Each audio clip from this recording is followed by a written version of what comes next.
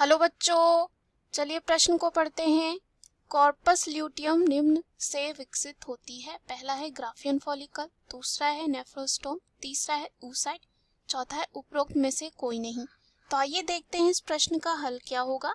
सबसे पहले इस प्रश्न में हम देखेंगे मुख्य अवधारणा क्या है। मुख्य अवधारणा की बात करें तो जानेंगे कि कॉर्पस ल्यूटियम क्या होता है। कॉर्पस ल्यूटियम, कॉर्पस ल्यूटियम की बात करें तो ये जो है एक कॉर्पस ल्यूटियम कोशिकाओं का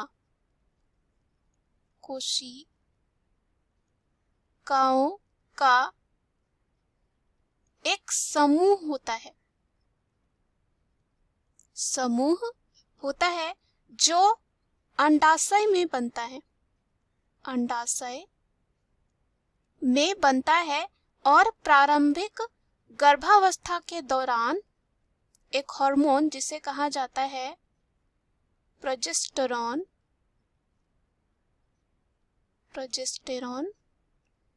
के उत्पादन के लिए जिम्मेदार होता है।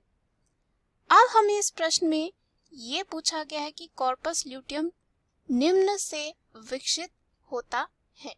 तो आइए देखते हैं इसका हल क्या होगा।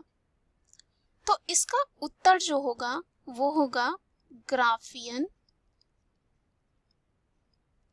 फॉलिकल, या जिसे हम पुटिका भी कह सकते हैं। ग्राफियन पुटिका या ग्राफियन फॉलिकल।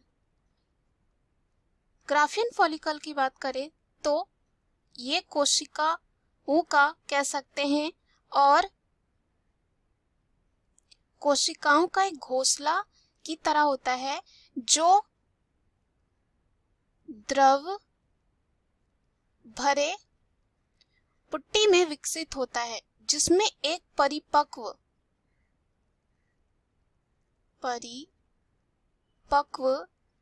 डिंब होता है जिसे ग्राफियन कूप कहा जाता है।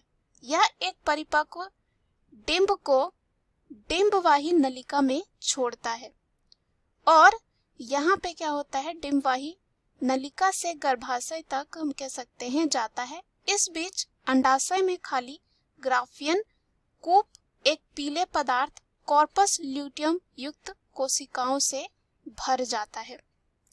तो अगर हम विकल्प में चले, पहला जो विकल्प दे रखा है इस प्रश्न का वो है ग्राफियन फॉलिकल, जो इस प्रश्न का क्या हो जाएगा, सही उत्तर हो जाएगा। अभी हमने देखा ऐसा क्यों।